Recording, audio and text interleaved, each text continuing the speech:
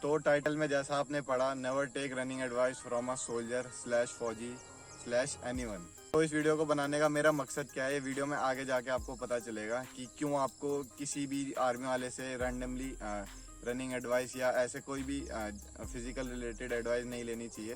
तो वीडियो को पूरा एंड तक देखना, उसके बाद ही अपना ओपिनियन फॉर्म करना या कुछ भी कमेंट करना, नेगेटिव या पॉजिटिव। तो वीडियो में आगे बढ़ने से पहले मैं आपको कुछ लड़कों से मिलवाता हूँ, एक दो लड़कों से जो पहले ऐसी रैंडम उनके घर वालों ने बोला कि ये इन अंकल के पास दौड़ने चले जा, ये फ़ौज से रिटायर्ड हैं, तो क्योंकि ये फ़ौज में थे तो ये भी तेरे को फ़ौज की दौड़ निकलवा देंगे तेरी। तो उनका एक्सपीरियंस आपके साथ एक बार शेयर करवाता हूँ। आजा। तो ये मोहित है और ये तैयारी कर रहा है जो दिसंबर में लैंसडाउन में भर्ती होने वाली है 5 दिसंबर से, उसके लिए तैयारी कर रहा है ये। तो पहले जब तू उनके पास जाता था तो क्या क्या करवाते थे तुझे ये बता। पहले तो वो मॉर्निंग में लॉन्ग कराते थे हमसे, हम 3-4 बच्चे थे बस। और लॉन्ग कराते थे, लॉन्ग बोल देते थे 4-5 किलोमीटर जाने के लिए। मतलब लॉन्ग 4-5 किलोमीटर। हाँ बस। अच्छा। इससे ज्यादा तो कराई नहीं उन्होंने। और उसके बाद थोड़ी बहुत एक्सरसाइज, फ्रंट रोल वगैरह कराते थे। उसके बाद बस यही मतलब रूटीन चलता था। रनिंग के नाम पे क्या होता था वहाँ, सिर्फ रनिंग के नाम पे? रनिंग के नाम पे बस ये लॉन्ग कराते थे, कुछ मतलब वर्कआउट प्लान नहीं है, बस ऐसे ही यही कराते अब थे। बोलते क्या थे वो जब तुम बोलते थे कि सिर्फ लॉन्ग ही लॉन्ग करवा रहे हो? वो बोलते थे बस तुम्हें तगड़ा बनना है, जितना तक रगड़ा होगा उतना तगड़ा होगा। बस यही था उनका तो बस। और टाइमिंग कितनी, जब तू वहाँ गया था टाइमिंग कितनी आती? टाइमिंग हम काफी बच्चे उसमें अच्छे भी दौड़ने वाले थे, पर किसी की मतलब 6:30 से नीचे नहीं आई। मेरी भी 6:30 ही आती थी। मतलब जब तू वहाँ गया था तब 6:30 आ रही थी? हाँ बस। और इससे डाउन कभी गई नहीं। कितने टाइम करा था उसके बाद?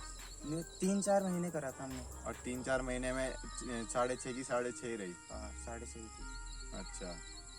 और जब तेरा अभी जब से तू मेरे साथ ट्रेन कर रहा है, अभी तेरा 1600 में पर्सनल बेस्ट कितना है? तब से इम्प्रूवमेंट हुआ, अब 459 मेरी बेस्ट है। तो इसका जो पर्सनल बेस्ट है 1600 में, वो जैसा इसने अभी बोला कि 3 से 4 महीने इसकी टाइमिंग 6:30 पे ही अटकी रही। और जब ये मेरे साथ इसने 3 महीने मैंने इसे वर्कआउट करवाया, सब करवाया, तो तब इसकी उसी 6:30 से 459 हो गई टाइमिंग। तो बस अब इतना, अगर जो समझदार होंगे उनके लिए इतना ही काफ़ी होगा। अब मैं आगे आपको वीडियो में एक और लड़के से मिलवाता हूँ। आजा। तो ये दूसरा लड़का है, इसका नाम है करण। अभी तो इसका काफ़ी जो वेट है वो कम हो गया है, जो फैट है वो बहुत कम हो गया। पहले जब ये आया था तो इसका ये मतलब 6ठी-7वीं क्लास से ये बहुत ओवर वेट था, अभी तो बहुत शेप में आ गया ये। तो पहले तू किसके पास जाता था दौड़ने होता? मेरे घर वालों ने बोल रखा था कि एक कोई सूबेदार रिटायर्ड फौजी हैं, उन्होंने उनके साथ प्रैक्टिस करवाएंगे। हाँ, क्यों उनके साथ क्यों?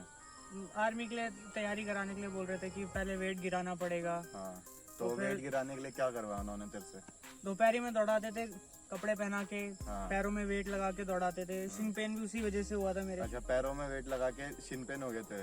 और फिर क्या हुआ जब ये शिन पेन होना स्टार्ट हो गया? बस फिर दौड़ा ही नहीं जाता था। टाइमिंग पहले 7 आती थी, उनके साथ मेहनत करके भी 7 ही आई, महीने 2 महीने का वर्कआउट करके भी।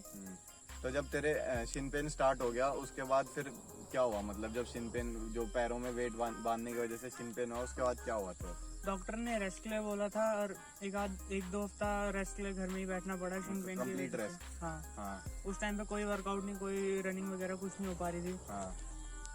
तो फिर वही टाइमिंग जितनी थी उससे और भी गिर गई। 7 आ रही थी, वो 7:30 हो गई। अच्छा, तो मतलब 1-2 हफ्ते का सेटबैक हो गया। बिल्कुल। तो फिर अभी मतलब जब तू उनके पास करता था तब तेरी 7:30 के बीच में आती थी, कभी तेरी मतलब 7 डाउन भी नहीं आई उधर? नहीं। और अभी जब तू मेरे साथ कर रहा है, 3-4 महीने से कर रहा है, वेट तो कम हुआ ही तेरा। अगर बिफोर आफ्टर की फोटो मिली तो लगा दूंगा। तो तेरी अभी 1600 की बेस्ट टाइमिंग कितनी आती है? 556। तो ये हमारा दूसरा बंदा था जिसके मुंह से आपने खुद सुना। तो अब वीडियो में आपको आगे लेके चलता हूँ कि क्यों आपको ऐसे किसी के भी पास नहीं चले जाना है, किसी से भी एडवाइस नहीं लेनी है, खासकर रनिंग के लिए। तो अब जैसा वो उसके पैर में बिना किसी पर्पस के वेट्स बांध के दौड़वाते थे, उससे हुआ क्या? उससे टाइमिंग कम हुई? टाइमिंग कम नहीं हुई, उससे बस इतना ही हुआ कि उसका शिन पेन हो गया। शिन पेन से उसे 1-2 हफ्ते का रेस्ट लेना पड़ा, जिससे 1-2 हफ्ते का सेटबैक आ गया।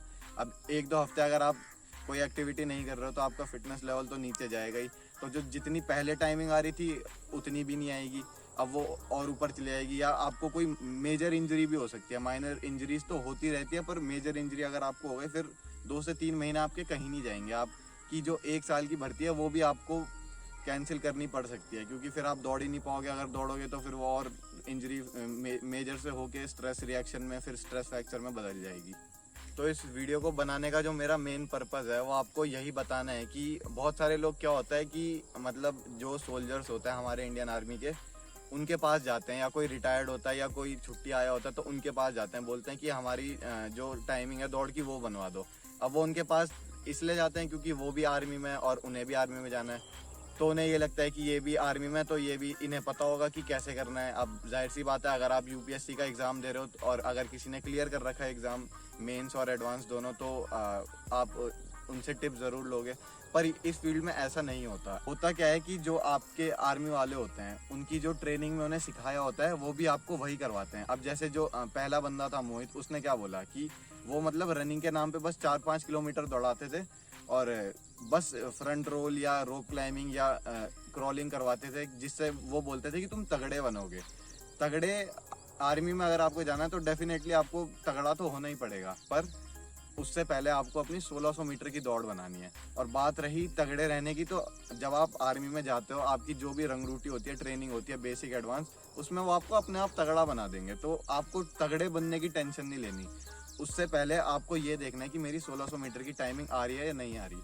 और 1600 मीटर की टाइमिंग कम करने के लिए आपको एक ऐसे बंदे के पास जाना पड़ेगा या किसी कोच के पास जाना पड़ेगा जो एथलेटिक्स का कोच रह चुका हो या जो इस फील्ड से जुड़ा हुआ है काफ़ी टाइम से, जिसे इसके बारे में नॉलेज हो।